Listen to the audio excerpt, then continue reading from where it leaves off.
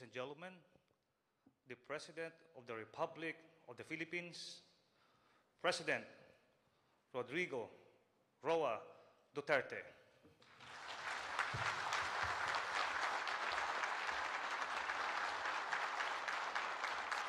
Kindly sit down.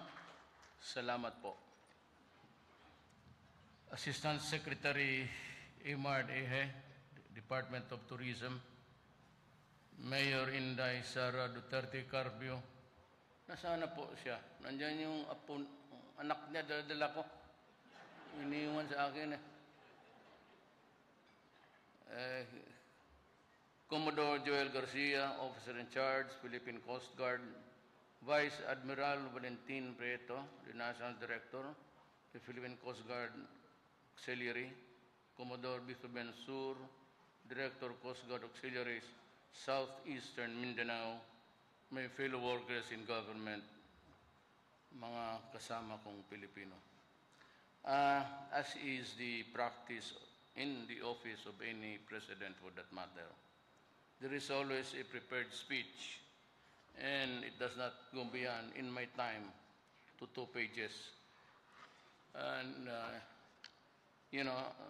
if I will, even in slow cadence, I would be through in a minute and a half. But, hindi ko yung gusto kong sabihin, hindi ko masabi, pati para ako nag-address ng Boy Scout nito. Babay lang pagkatapos. There are so many things that I'd like to tell you, share it with you from my heart. I've been all around Asia, particularly about the ASEAN countries and China. At wag ko kayong maniwala na, for example, Ramon Del Rosario and itong si Justice Carpio na mahina ang dating ko, na hindi ko ginawa yung arbitral award as a leverage. Alam mo, in the presence of General Esperon and General Lorenzana, the defense, pati yung National Security Advisor, minuka, harap-harap man, minuka ko talaga sila. Hindi ako yung palaboy-laboy na this is my arbitrar, what can we do about this? Alam mo, at the end of the day, when all has been said and done, baski anong klaseng ikot mo, we return down to the basic issue of sovereignty. Ano owns the place, the space? Hindi lang nila alam, at hindi ko na rin sinabi sa inyo, at yung dalawa nandyan, about for cabinet meeting, sinabi ko talaga harap-harapan, that is ours and we intend to drill oil there. Wala nang palaboy-laboy. If it's yours, well, that is your view, but my view is that I can drill the oil if there is some inside the bowels of the earth, because it is ours. Sagot sa akin, well, we are friends. We do not want to quarrel with you, according to China. We want to maintain the present warm relationship. But if you force the issue, we'll go to war. Ano pa bang sabihin ko? Yun na yun. Pinag-awayan natin. Akin to. Sabi mo, iyo yan. Sabi ko, atin to, I will drill the oil. So, please do not do that, because that is ours. That is according to you. But I have the arbitral, yes, but ours is historical, yours is legal, of recent memory. I mean, mga Ming dynasty pa. Because, but that's too far away. It's almost an alien to us to hear those words, because we were never under Chinese jurisdiction. Well, I mean, well, if you force the issue, we'll be forced to tell you the truth. What is the truth? We will go to war. We will fight you. Tanungin ninyo si Esperon, tanungin ninyo si Lorenzana. Wala nang sabi nila na you seek. So we seek the help of America, a concerted effort of all the member states of the United Nations. Are they willing to fight? Because if they're willing to fight, we are. But kung ako lang, why would I do that? It will result in a massacre, and it will just destroy everything. Ang unang sasabog dyan, yung Palawan. And I do not have the cruise missiles. I have the fast boats, maybe, the frigates. But that's about it. I do not have the, in fighting even the enemies of the state, I've been asking going around, and I have been scouting for precision-guided missiles and rockets.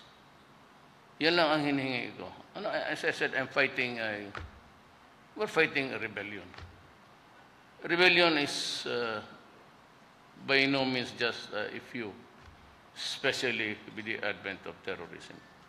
Now, if you were with me during the first opening days of my administration, I was asking for a command conference. I was the first to tell them, they briefed me on the existing environment situation. But I was the first to open the topic of terrorism. And I said, when these idiots, these terrorists would run out of the land base, and they're pushed to the, not to the wall, to the sea, at the back, they will start to scamper and go to countries which are sympathetic to them. It could be a Muslim state, it could be a Christian state. I do not have anything against religion. My mother was in Maranao, half. My grandfather was a Chinese. My father was a Visayan. So I'm mixed, and I don't entertain any bigotry towards anybody, including religion. But I've been warning you ever since that the greatest danger that we, after the communists, would really be drugs and the ISIS. Were it not for this drug problem and itong mga terrorism, all of them ISIS, wala na yung mga kalifa nila. They're lumped into one. They're all terrorists. And in a few days, I again told maybe the NPAs, have been very, almost nagpakumbaba ako sa lahat. Despite of the sharp and mga salita, ako naman, because I am a president for peace. I am not a wartime president. My job is to bring peace to my country. When I was mayor, I've been telling everybody, especially when I was warning the drug guys there, dito, pati yung mga kidnap, ransom, lahat na. Because I do not run a police station. I build a city. But if you force me, I will destroy you. I'll kill you. That's what I've been saying all along. Yung mga taga-Davao, I've been doing it several times. When I became president, ganun sabi ko, please do not destroy the young people of this country. They're the only assets that we have. Hindi naman tayo malaman, tayo dito, walang isa sa atin na milyonaryo. I would dare say. And when we grow old, to whom do we look for our assistance, our help? Ang anak natin. They will be the ones who will feed us, buy our medicines, pay for the hospitalization, look for the oxygens where they can find it. Ako, well, I come from a poor family, but the changing fortunes of life. I became a mayor. My father was a governor here many years ago, when there was only one Davao. I became a mayor of the city, the capital town, the city now. But I can afford maybe almost 8 months of good hospitalization. A1 lahat. Oxygen lahat, kwarto, maybe suite. Pero in about 7 to 10 months, it will be gone. Sa kapot. Hindi ko, wala akong perang gano'ng milyon-milyon na. So, sino magsubo sa akin ng lugaw? Mga anak ko. And I said, you do not, I will kill you.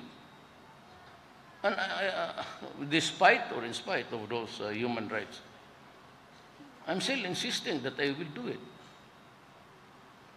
Kasi, yan ang natin, hinahirap tayo ngayon.